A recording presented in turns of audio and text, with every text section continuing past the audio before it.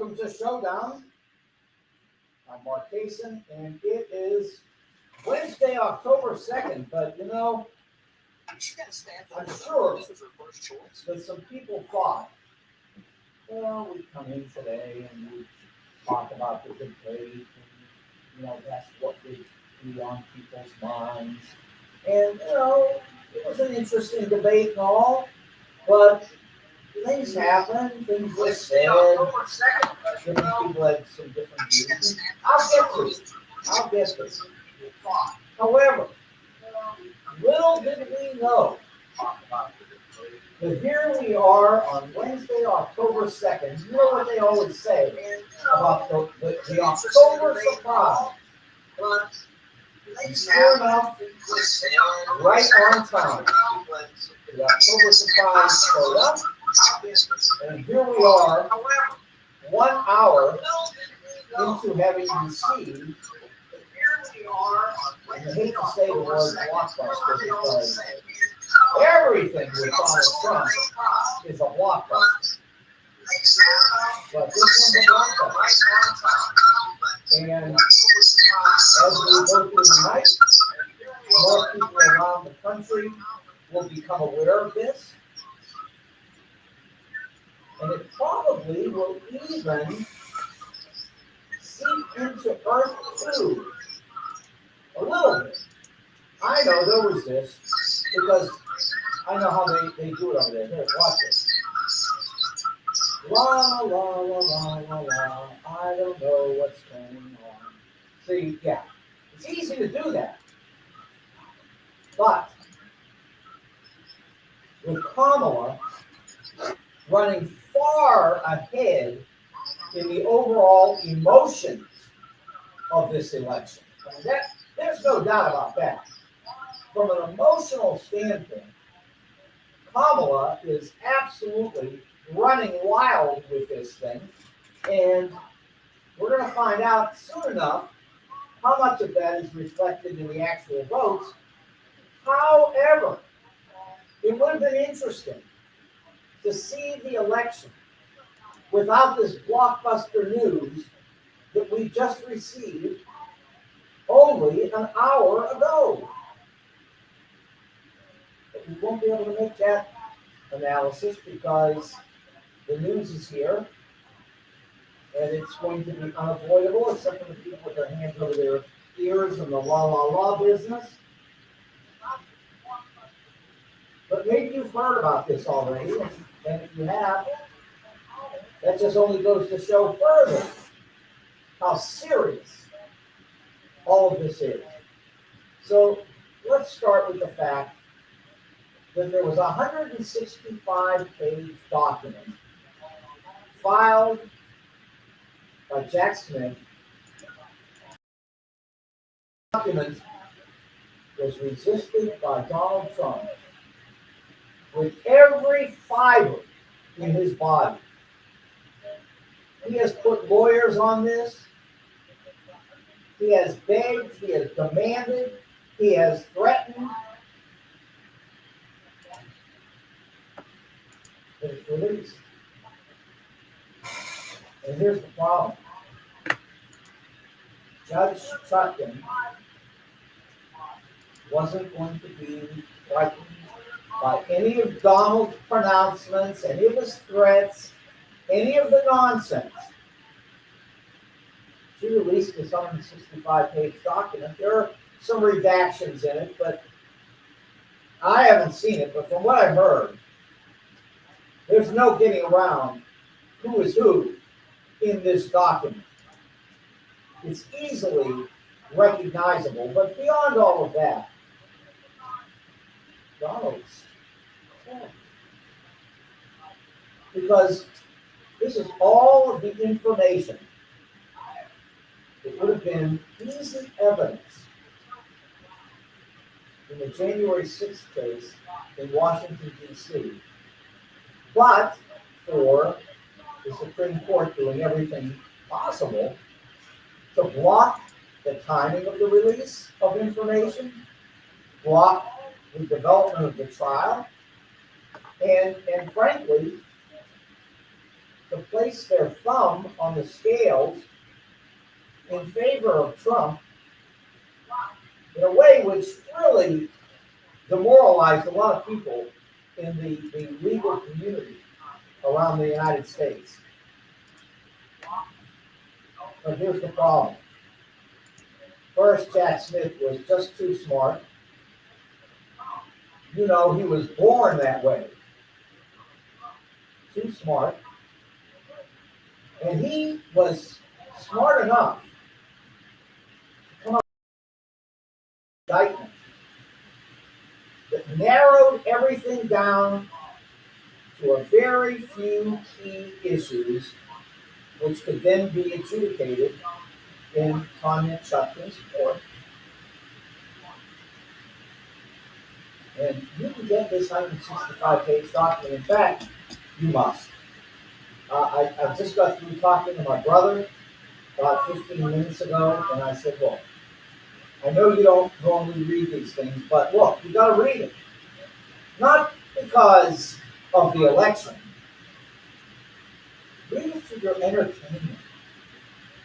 Read it because you want to hear, in the words of key people who have up until now been blocked from testifying, their words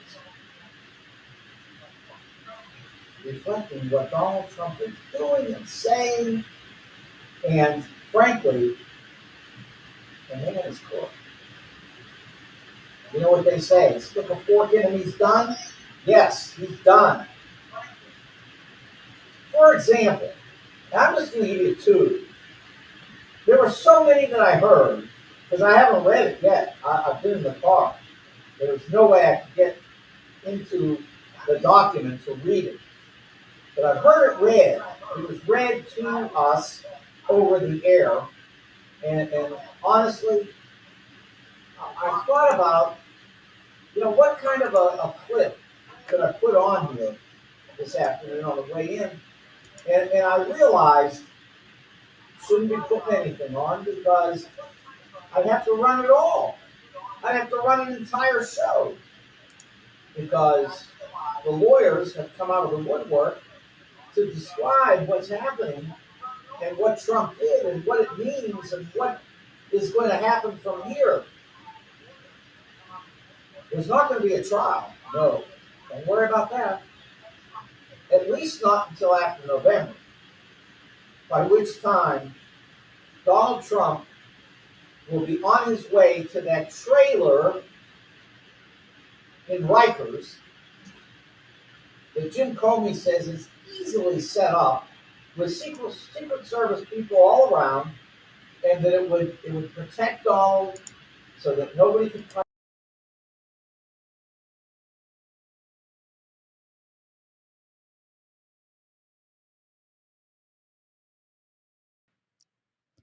But, Judge Merchan might do something to help us along with that. And if he doesn't, I wouldn't worry about it because, as I've always said, once Donald loses, I've got really nothing more to say about him. Actually, at that time, I'll pity him. I'll feel sorry for him. That's the truth. I don't really want anything bad to happen to this man. I don't. I just want him to be removed so that he can't destroy America. But let's get this straight. Here are the two things that I came away from all of these discussions this afternoon with, and they are truly blockbusters. The first one, which a lot of people won't care about because they'll say, hang Mike Pence? Yeah, hang him. Disloyal. However, here's the testimony. When Donald Trump was told that Mike Pence's life was in danger at the Capitol, right at the beginning, as this whole thing was unfolding, Trump's response was two words. So what? I love it. That's just Donald Trump. It's what Mary Trump has said all along. He doesn't care about anybody or anything. Nothing matters to him except for what he can get for himself. Mike Pence is in serious danger. Donald Trump's response. So what? So that's the first thing. I thought that was a good one, and I think there will be some people in the country who are not really very happy with getting that kind of a response from the President of the United States about the Vice President. Now, there are others who will think it's perfectly okay because, if you're a rhino, a Republican in name only, then I guess you deserve to die. There might even be some on Donald's side who think that's going too far. But I'm not going to hope for anything like that on Earth, too. But here's the second one. This is pretty good. Donald is told in the White House, right at the beginning of this mess at the Capitol, that the way things are going, if Trump doesn't stand up right away, there's going to be violence in the Capitol. This is right before everything exploded. Donald's very simple response: make them riot. Make them riot. I have to tell you, there are a lot of people in this country who won't like this. A lot. Now, there are people who will say, who cares? Let them riot. Or, so what? Yeah, he's right. So what if they kill Mike Pence? I mean, there will be some people like that. I've always said, if 35% of the country in June of 1954 were holding on to Joe McCarthy, then why not expect this? You could expect it, absolutely. But there's some people will have nothing to do with this and will go no further when they hear this. Reports directly from Mike Pence. He spoke, finally. He testified. There is language from Pence that is devastating. Absolutely devastating. Now, there's an argument that's going to be heard as to whether or not the court has a right to introduce this evidence because of what the Supreme Court said about immunity.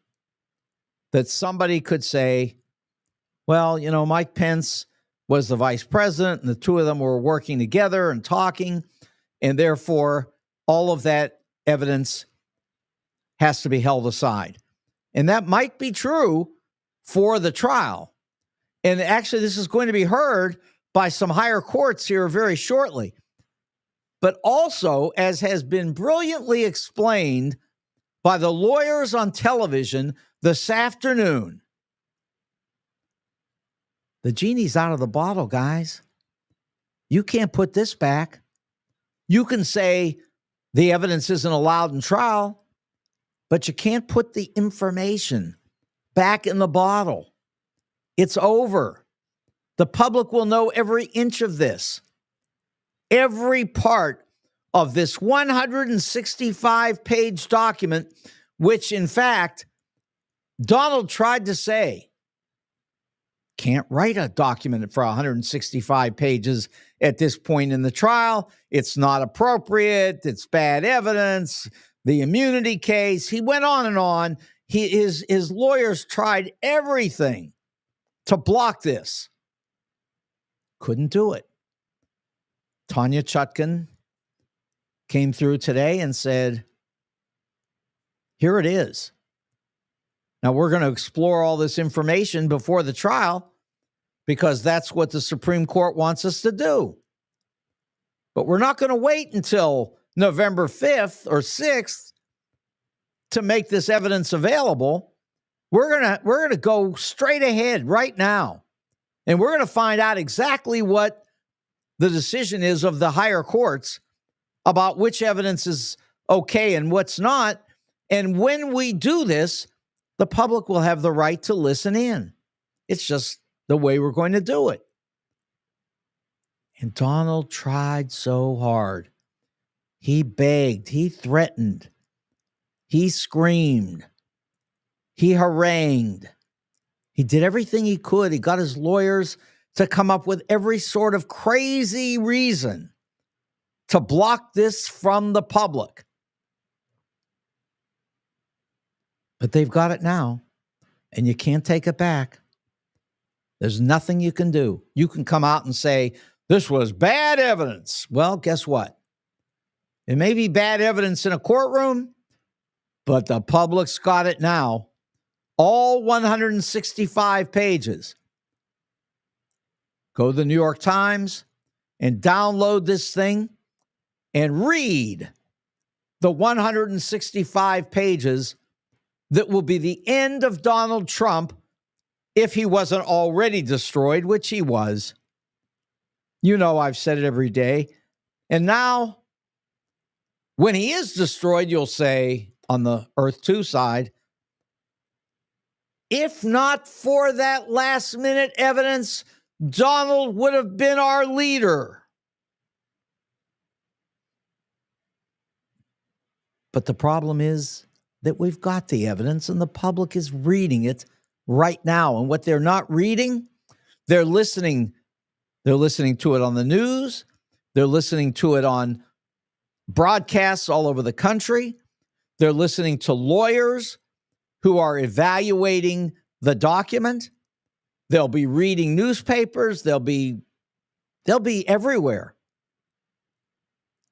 And I assure you that at the very least, that there are hundreds of thousands of voters and probably millions who are going to be receptive to hearing this information. Then they'll have to decide what they think. Okay, no problem there. But they're going to find out a whole lot. Not only find out about what is going on in Donald Trump's very sick, troubled mind, but in addition to that, they're going to have the opportunity to read all of this, to hear the analysis from real lawyers. There's not going to be any end to it. And remember, there are only 4 weeks and 6 days left. Yesterday, it was 5 weeks exactly. 4 weeks and 6 days. That's where this is. And it's going to hit Donald really hard. I've suggested to some friends just in the last hour on the way over here, Kamala needs to start selling shirts. I'd sell them for free. And they should say on the front, so what? And on the back, make them riot. Because those 5 words should be enough to wipe out whatever is left of the support for Donald Trump that really wasn't going to hold up anyway. But now, I assure you, this is going downhill for Donald Trump. You know, a lot of people are wondering, what will Mitt Romney say? Now, I get it. There are Republicans who go, Mitt Romney? Who cares about Mitt Romney? Well, but here's the problem. Right now, Mitt Romney will not commit yet to supporting Kamala. He says he won't vote for Donald, but he won't commit to supporting Kamala. Although others are, and maybe this will put a lot of pressure on people like Mitt Romney, who will already be listening to Jeff Flake, who will already be listening to General McChrystal, who will already be well aware that hundreds and thousands of government officials, all Republicans, are signing letters every day saying Donald Trump has got to go. This is only going to increase. And sure, Romney's leaving. He doesn't have to be pressured by anything. But there are some people out here who are still hoping for a political career.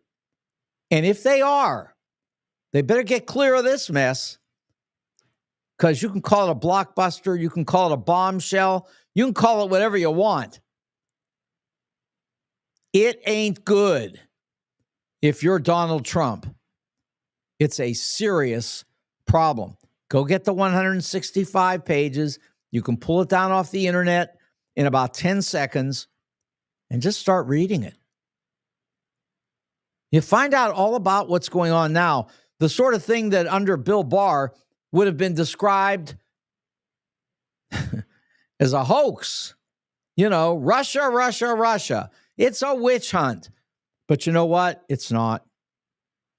This is all evidence that has run through a federal grand jury.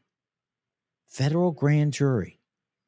This is the heart of the American justice system.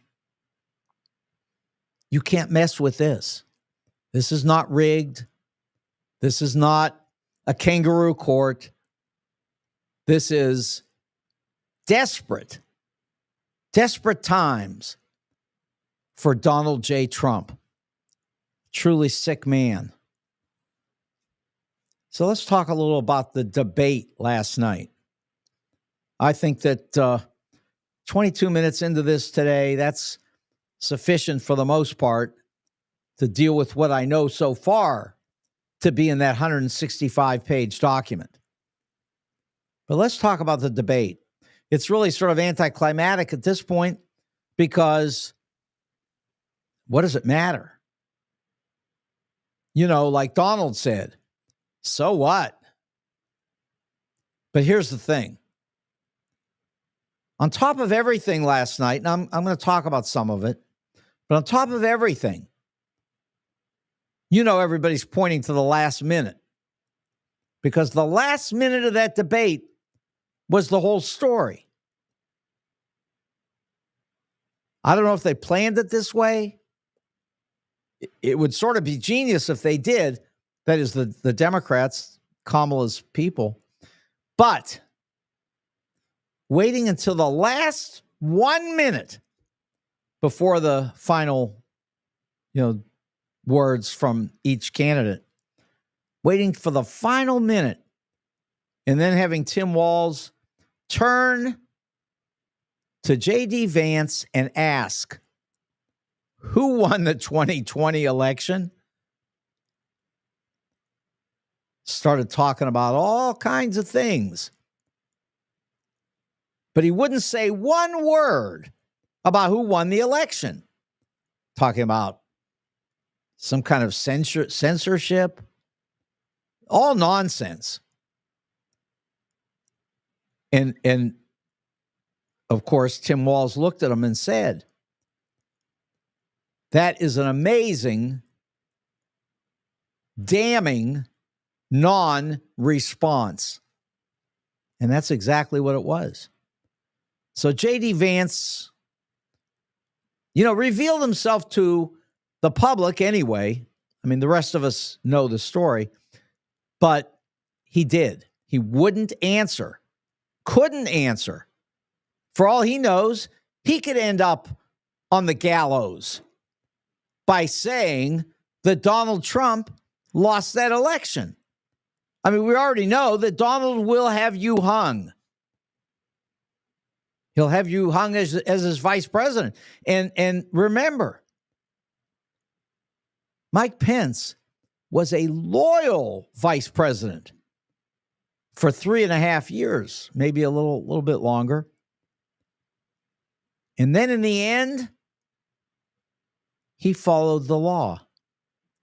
And by following the law, he almost got himself hung. To which Donald replied, so what? But here's the thing. We're going forward, and we know that there are a lot of people in this country who have been very excited by Kamala Harris. And last night, certainly they all heard that last refusal by J.D. Vance to just explain who won. I mean, who won? How hard is that? You got a man in the White House. You know he's the president. Come on, just say it. Joe Biden won. Couldn't say it. He couldn't say it. He just, I don't know if he was scared. I don't know if he just, maybe he's a little ill as well. But I can tell you this, he would not answer that question. Now, the rest of the debate, very interesting because, as several of my friends said to me today, hey, J.D. Vance wasn't that bad at all. He actually sounded somewhat reasonable. And my response to them was, well, of course he sounded reasonable because he lied from the beginning to the end. He just kept lying. Lying about what he supports, lying about what Donald Trump supports, lying about what the Republican Party represents. It was just one gigantic lie. Now, how do we know? Well, because we listen to what the man has been saying. What he told people last night was not what he is saying when he goes to rallies, when he addresses crowds, when he talks to reporters, when he just responds in front of a microphone. He doesn't say what he said last night. Now, I'll grant you, he made some comments which were not only reasonable, but even Tim Walz said, hey, I can agree with you on that one. And he said it more than once. And it is true that a lot of people were able to agree with some of the things that were said last night by J.D. Vance. The problem is he'll never say them again. J.D. Vance was asked directly, and I love that it was brought up, how can you support somebody who you described as the American Hitler? Well, he had no answer for that, but he then, rolled off into other commentary, which again sounded fairly reasonable, but it doesn't prove that J.D. Vance would be some kind of a decent person. It only proves that he's capable of saying one thing in one moment and then taking it one moment later and changing it completely. He's certainly capable of that. He could do anything. He could tell you that Donald Trump is a decent man who saved, listen to this, saved Obamacare. Saved it. Donald Trump did everything in his power to destroy Obamacare. And on top of that, he kept telling everybody, after I get rid of Obamacare, we've got a great new plan that we're going to install into the healthcare system of the United States. And the thing about it is, I'm going to tell you all about it in 2 weeks. 2 weeks. It's always 2 weeks. Everything is 2 weeks. I'm going to tell you in 2 weeks. I've got concepts of healthcare Well, I'll give him this. He didn't say 2 weeks. He said shortly. But he was probably thinking 2 weeks. Anyway, it's already been shortly, and we haven't gotten a word. And we're not going to get a word because he doesn't have a plan. But of course, J.D. Vance said, no, Donald Trump wouldn't destroy Obamacare. In fact, he saved Obamacare. And in fact, he's going to even make it better. He's going to improve it even further. Because this is a great, great president coming up. Oh, has he got plans? And what I would say is, he certainly does have plans. Oh, he's got plans, okay.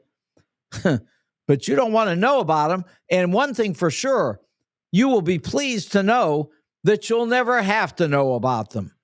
You might see it in a movie somewhere. No, Donald Trump is not going to be in the White House. He might be in the trailer.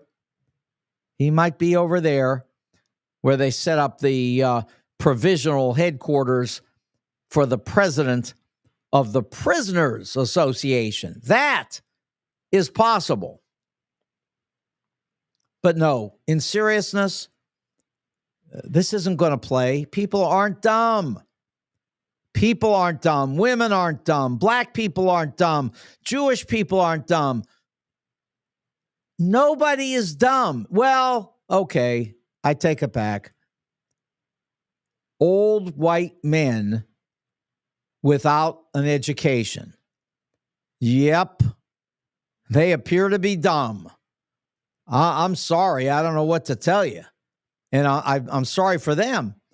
And look, if we're successful, maybe we will make it possible for old white men to get special funding to go to college. I'd be 100% for that. That's a good idea. You know that the fastest growing group from a percentage standpoint of people in this country getting college educations are in their 80s. It's an amazing fact. People 80 years old deciding, hey, I think I'll go to college. It's a good idea. My brother Leslie, I tell him all the time, go to college. You'll like it. It'll be good for you. Go to college. Change your life, I guarantee you. If you're a kid and you go to college, well, you got to. You really do. Everybody says, well, you don't have to go to college. I hear that all the time. And I respond every single time. No, you do have to go to college. They'll say, well, what kind of job do you think I'm going to get? And I say, I don't care. That's not what it's about. You don't go to college for a job. You go to college because it'll change your life. And it will. In a serious, positive way. You'll see everything differently if you go to college. And I'm telling you right now, there are people out here in their 60s, 70s, 80s. I mean, we can afford it. Let's send them. They need it. Trump saved Obamacare.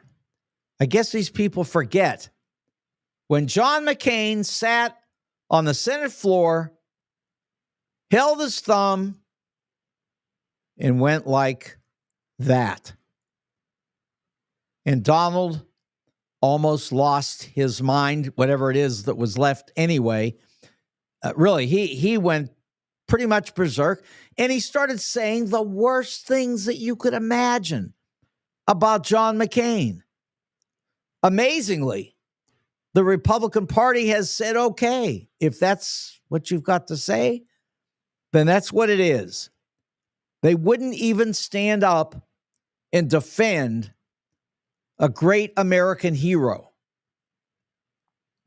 And listen, I'm the last person that should even be talking about an American hero. I wouldn't have fought in any war under any circumstances. I was headed for McGill University in Canada until my number in the lottery came up so high that I didn't have to go anywhere. But I still worked to help other young people my age to resist the draft. Eventually, we killed the draft.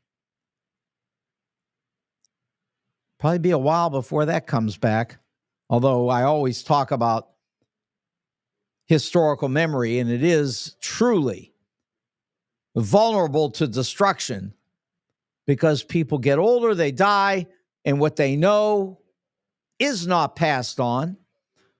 People forget, and the same things that they did in the past, they do it again.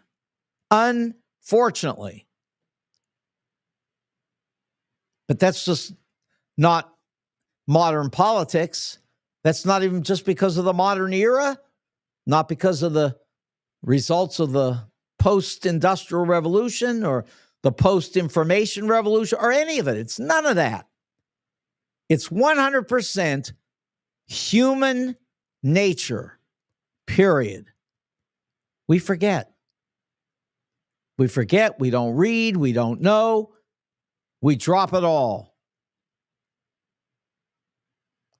But see, Donald's not going to get away with it so easily, is he? He thought that maybe he had escaped all this information.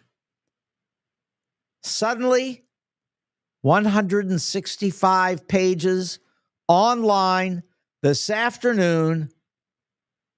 You can read every bit of it, and Bill Barr isn't around to redact it, to claim that it's a document that exonerates Donald Trump, any of that nonsense that came out with the 448 pages that was produced, of course, by Bob Mueller, which absolutely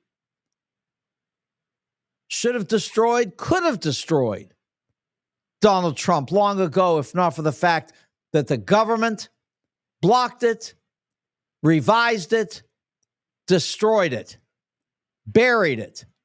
There isn't a person alive right now that I know who cares about the Mueller report. And then there are millions who just think it's nothing but fake news, just the delusions of some deep state people, a hoax, all of that. But on this one, the 165 pages, not going to be so simple, Donald. Not going to be so simple. We all know that Trump did not save Obamacare. We all know that Joe Biden won the election in 2020. Apparently, the only two people around who don't know are Donald Trump, who actually has been revealed to have known, and then J.D. Vance, who says he doesn't know or won't respond, but believe me, he knows. Yeah, he sounded pretty good last night. I mean, if you can make things come out of your mouth, no problem. You know, that's classic sociopath. Will say anything to get what you want. I'm no psychologist. Mary Trump can tell you. My PhD work is in educational psychology. It's different. So I'm no psychologist. I can't tell you all this. I can come up with some words, but no, it's not my thing. But I can tell you 5 words that I understand very well. 2 of them are, so what? And then the other 3, make them riot. I have to tell you, Donald is in a lot of trouble. And that's only a short little piece of what's actually come out in this document. All the redactions and everything else doesn't matter. The information is here. It's not going away. The courts can all say, you should have never released any of it. They could say that. They can't put it back in the bottle. Tomorrow morning when you wake up and you brush your teeth, try to put the toothpaste back in the tube. It doesn't go. So really, this is all out here. All 165 pages. You don't even have to read the Mueller report anymore. Go read what Jack Smith filed with the court. Because as some of the lawyers explained today, and these are seasoned, famous government lawyers, they said, and others who watched them when they were reading the documents said, that when they got to certain information, they actually gasped. They couldn't believe what they read. They couldn't believe what Donald Trump was thinking. They couldn't believe what he was telling people.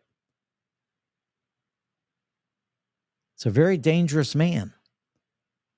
But when he's not the king, then I guess he's not quite so dangerous. And right now, he's not the king. But I'll say this.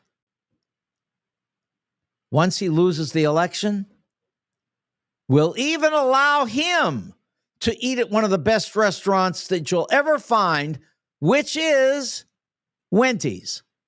And Wendy's is, of course, at 18,000 Chesterfield Airport Road, and they've got great food. They've got wings. They've got smoked meats. And I haven't eaten the smoked meats. I've heard they're great. It's just not my thing.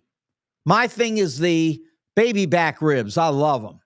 I mean, I'm like that. If I like it, that's what I want. So I'll eat the baby back ribs, and I'll eat those onion rings. And I could even be enticed into a patty melt because I love onions. Hamburgers, cheeseburgers, I love them too. Pizza, come on, you got to love pizza. And great salads, yes. It's all terrific food at Wendy's. They know what they're doing. And when you walk in and you see the place stacked to the top of the roof with people because they just want to be there, they love it, well, you'll know that Wendy's is, in fact, as great as I say. And on top of all of that, try those baby back ribs. You'll love them. Now, let's say you've spent, a few hours at Wendy's in Chesterfield. You just don't want people to know that you got that big of an appetite. Well, you can work around it. Hop in your car, go down the road to Defiance, Missouri, and there it'll be. Wendy's Roadhouse. All the same great food. You'll love it. Go to 2999 South Highway 94 in Defiance. It's Wendy's, and it's great food always at Wendy's. Now, if you're interested in jewelry, Jewels on Hampton, 4506 Hampton in St. Louis, and they have cases and cases and cases of jewelry. If you're looking for a great piece of jewelry, you'll find it in the terrific business that is run by Al and his son AJ over on 4506 Hampton. Now, they will buy and sell jewelry and coins, and they'll also design jewelry for you if you tell them just generally what you want. Or if you tell them exactly what you want, they'll take care of that for you too. They're great. It's a terrific business. Jewels on Hampton, great people. You'll love Al. Go talk to him, really. You'll be happy. Now, I know how happy I am when I go buy a new suit at the St. Louis Suit Company. They've got the best. They really do. Great suits, great shirts, great shoes, overcoats, hats. They got everything. St. Louis Suit Company. They've been there for 30 years, but they've got the best ties. I mean, that's it. You can't beat the ties at the St. Louis Suit Company. You just can't. Every time I show somebody one of these ties, they go, "Really? $5? Where is that place?" Really, it's always the same thing. Where did you say that place is? Absolutely. That's the way it works. Now, if you're thinking about getting married, you want the St. Louis Suit Company too, because they're the best when it comes to wedding attire here in the St. Louis area. So go to Forsyth in Central, the corner in Clayton. They've been there 30 years. You will love their ties and everything else. The St. Louis Suit Company. Now, finally, when it comes to Italian food, there's none better than Telena's. My good friend Mehdi had a reason for not coming on the air yesterday, but he'll be on soon. He's great, and he loves to talk about lots of the things that I talk about, and especially he is so knowledgeable about Iran. He really knows Iran. Well, he grew up there, and he left. He came here in 1979, and shortly thereafter, he started Telena's out in Creve Coeur, and he's been running that for 40 years. Food is great. Now, all their food is great, but listen, the spaghetti and meatballs, if you go there and you try their spaghetti and meatballs, you will come away and say, Kaysen was not exaggerating. I mean, spaghetti and meatballs is excellent anyway. I mean, it's hard to wreck it. But really, it's better than you can get anywhere if you go to Telena's, 141 and Olive, over there in the shopping center. Plenty of parking. You'll love it. Great restaurant. Enjoy Telena's. And also, if you're looking for catering with Italian food, Telena's will take care of that. All you have to do is ask Mehdi, give him a call, and that will be taken care of in a very, very good way. And you'll get the same terrific food from Telena's. Okay. So there are a couple other things I wanted to mention here before I get out of here tonight. A lot of people were talking about who won that debate last night. Some people said it was clearly Tim Walz. Other people said, no, it's probably J.D. Vance, who did a great job. He substantially beat his expectations.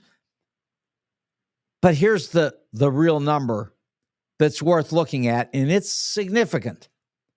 This was a CNN poll that they've been playing all day long. And in that poll, they say that Tim Walz, after that debate, people were saying that 59% approved of what they heard. 22% disapproved. 59 to 22. Those are absolutely incredible numbers that everybody in politics would love to have. I know J.D. Vance would love it because that's not what he had. He had 41 who approved and 44 who disapproved. And I want to say that is an essentially important number. And here's why. If people say that they don't like you, and you've just given a debate where you say things that sound pretty darn reasonable, well, that's a good sign that people are very discerning and that you can't just say anything and expect it to be in some kind of a vacuum where no one has listened or recognizes what you said the day before.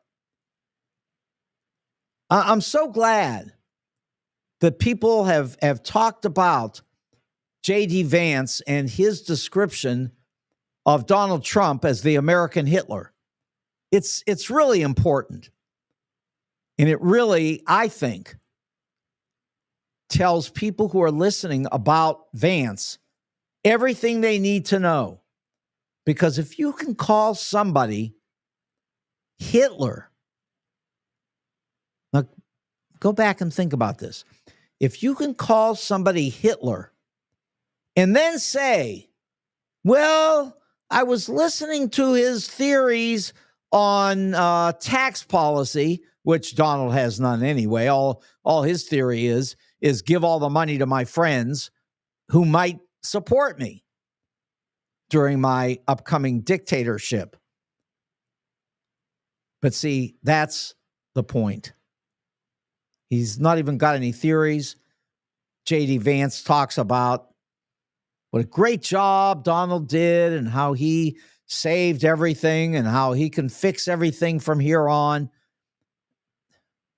You know that Donald said yesterday, there wouldn't have been any attack on Iran. I'm sorry, by Iran. Wouldn't have been an attack by Iran if I had been president. And why is that? Because everybody's just going to do whatever Donald says? Don't count on it. It hasn't worked for anything else the man has done. And believe me, he has sunk everything that he has ever touched. I mean, there are books about it, about how everything that Donald Trump touches dies. There are books about it. It's not an exaggeration. He kills everything. Here's one for you. $15.85 today, down 2%. That's about $100 million down the tubes. Just a little short of that. That's Donald Trump's stock. Remember now, it was 80, dropped down to 43, bounced a little, back down to 43 one more time, another little bounce.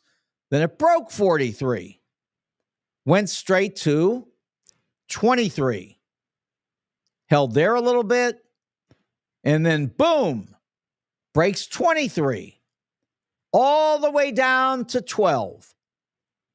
And now I'm sure that Donald feels completely vindicated in all of his stock market genius because the stock has bounced from 12 to 15. Donald's in so much trouble. He really is. And this stock is just a perfect indicator of the kind of trouble that he's going to have and the kind of trouble that the country would have had if they were foolish enough to elect him to anything ever again. But as I've said repeatedly, don't worry, they won't. The debate yesterday seemed so normal. Really, it did. And if you remember, and if you don't, you can go back and listen just for 2 minutes. You go the first 2 minutes of yesterday, and you will hear me say, I think that the debate tonight will be normal. I think it's going to look normal. That's what I said, and that's what it was. It looked normal. But looks can be deceiving because it was far from normal. Because one of the participants lied for well over an hour and a half. He just kept lying. He lied about everything he said about Donald Trump's policy, about what Donald Trump planned to do. He just made it up. Now, nobody asked J.D. Vance a very interesting question, which would have been,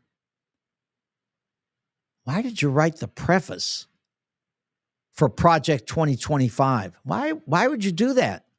Donald says he never heard of it before. He doesn't know the people involved with it.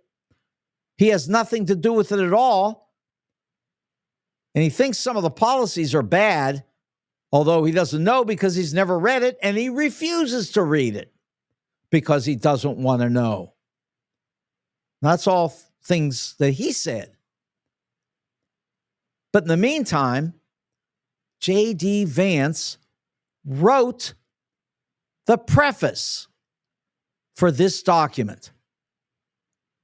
927 pages, and J.D. Vance was involved in it along with every other Trump person. So to say 2025, I don't know a thing about it. That's a lie. It's the lie that Donald tells. It's the lie that J.D. Vance tells. But they tell their lies so easily. Not really very effectively, except for if you're on Earth 2. Yes, the people on Earth 2 believe every word that comes out of Donald's mouth. They just believe him. They like him. They feel good about him. They think he's their savior. They'll buy his Bible. They'll buy his shoes. They'll buy everything. His trading cards, his digital trading cards. Are you kidding me? Who would want a digital trading card showing Donald Trump dancing? Who would want it? I don't know. Somebody wants it. I wouldn't care what's on it. I wouldn't care if it was worth $1 million and somebody gave it to me. I wouldn't touch that stuff because this guy is poison. He's poison to himself. He's poison to the United States. He'll be poison to J.D. Vance the same way he was poison to Mike Pence. He's poison. There's a book out, I've mentioned it a couple of times, all about Donald. It's called The Lucky Loser. All about how this guy has lost all his life, but always managed, when he destroyed everything around him, to just barely save himself. But he's running out of time. The election is 4 weeks and 6 days away. That's 34 days. Donald Trump is not going to be president of the United States. Now, he is going to do everything he can to overturn a free and fair election. But it won't work.